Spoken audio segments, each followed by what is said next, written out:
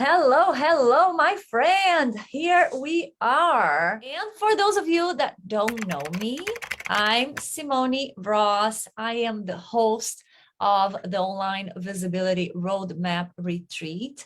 I founded the roadmap, and I am so happy and I feel blessed that you're here, because I know that I attract the most heart-centered entrepreneurs that understand that they are here to impact people's lives in a very positive way. So if you're here, I am really blessed that you found me. And I wanna talk today about something that comes up pretty often. And I hear a lot of people that have some really deep-rooted negative beliefs about digital marketing.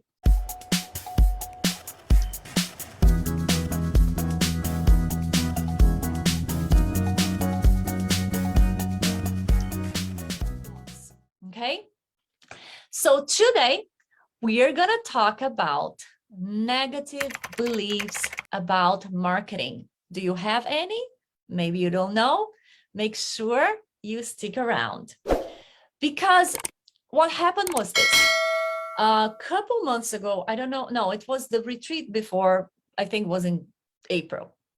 A lady that I talked to, an entrepreneur, I spoke with, that she had registered for my retreat, and she we were able to just chat real quick in one of my Zoom coffees. I invited her, can you come? And she said, and I asked her, so what you've been doing? Because I want to know what people are doing. So I want to know how to customize my guidance to them, right? Some people are just starting, some people are ahead. So depending on where people are is going to be my guidance to them. So she said, I've been posting on Facebook for a while, but I hate Mark Zuckerberg.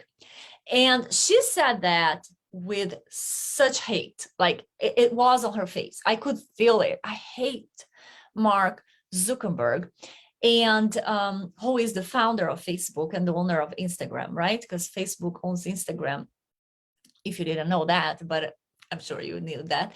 But and I was like shocked, because I mean, I normally hear, wow, I hate social media, I hate Facebook, but not, I hate Mark Zuckerberg. So I was curious, because for me, if you hate somebody, they have to have done something really strong. So I asked her, have you met him? Do you know him? Oh my goodness, what happened?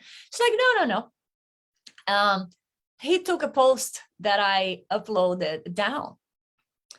And I thought, okay, obviously there's much more here, right? So I was able to talk to her a little bit. I mean, the calls are really short, and I had another call scheduled, but I was able to understand. She was able to tell me that she's really frustrated with social media because she's not getting any results. So that's like digging a little deeper. Obviously, I'm not a therapist or anything. There might be some other things to dig deep into it, but I got a little bit of the understanding of what she really felt, which was she wasn't getting results. So anything that was not working, that she could see, she didn't like it. And as the more I talk to you guys, the more I see that there is a lot of frustration, a lot of negative feelings around it. And here's what I want to tell you guys.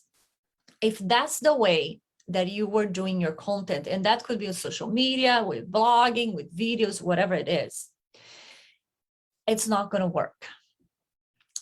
There is no way you can put out something with that kind of energy, frustration, anger, and get something good out of it. It's just not like it doesn't work that way, right? And I know a lot of you know that and understand what I'm saying here.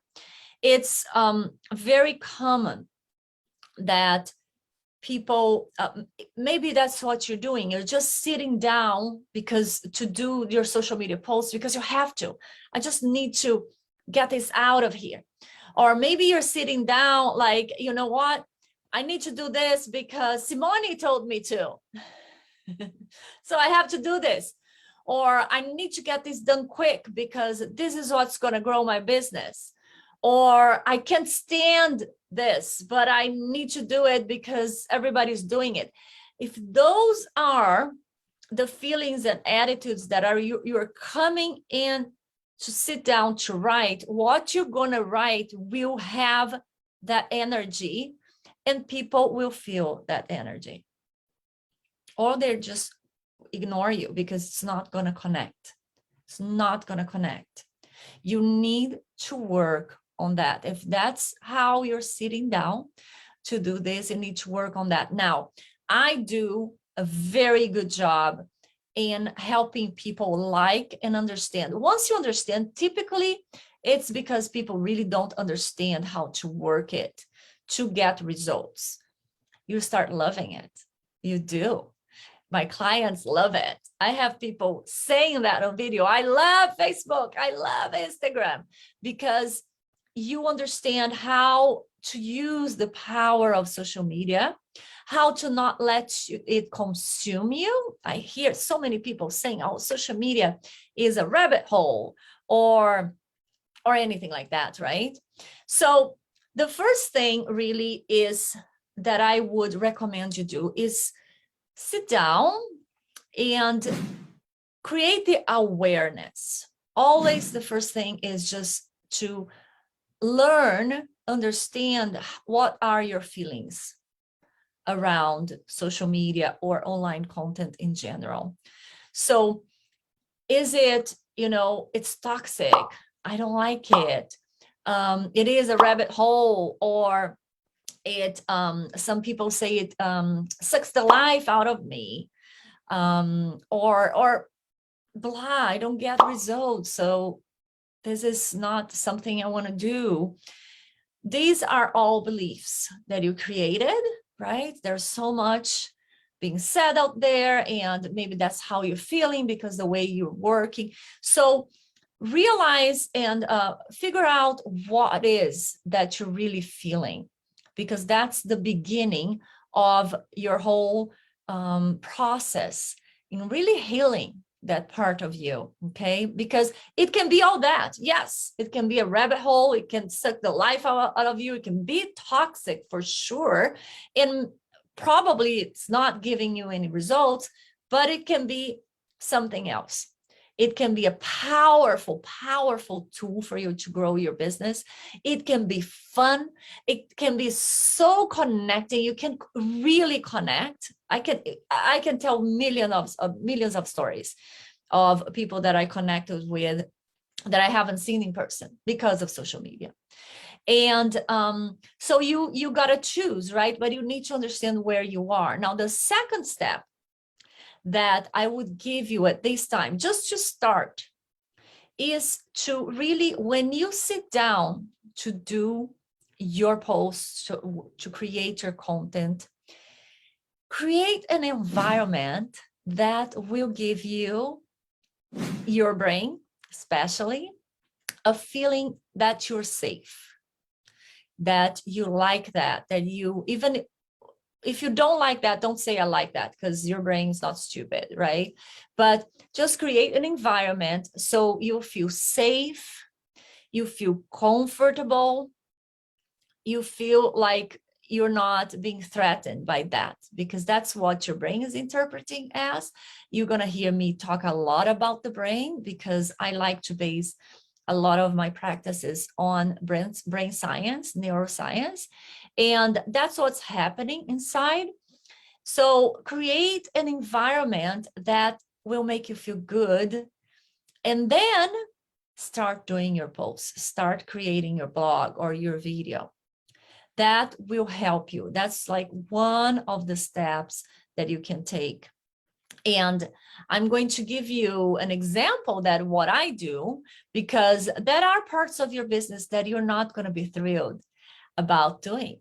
Businesses I normally divide business into four areas. Obviously, there is the client work, which typically is what everybody loves doing. Oh my gosh, if I could only do client work. No, if you want to have a successful business, there are three other parts. The other one is client attraction, which is marketing, right? Especially online now, especially the digital marketing, you have to be part of it. You cannot get out of it.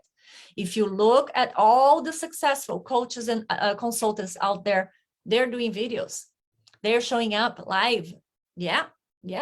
You have to do maybe not everything, okay? Actually, at one point, you won't have to do everything, but you're gonna still have to be involved in it because people will connect with you. The third thing is obviously business admin, and that I put everything in there, finances and customer experience, a bunch of stuff. And the fourth thing is business development, because if you're not really creating projects for you, growing your business, having a vision, and developing yourself, my friend, your business grows parallel to your growth as a leader, as the CEO, as a person. So these are four, I separate businesses in these four categories, and there are time limits for each one.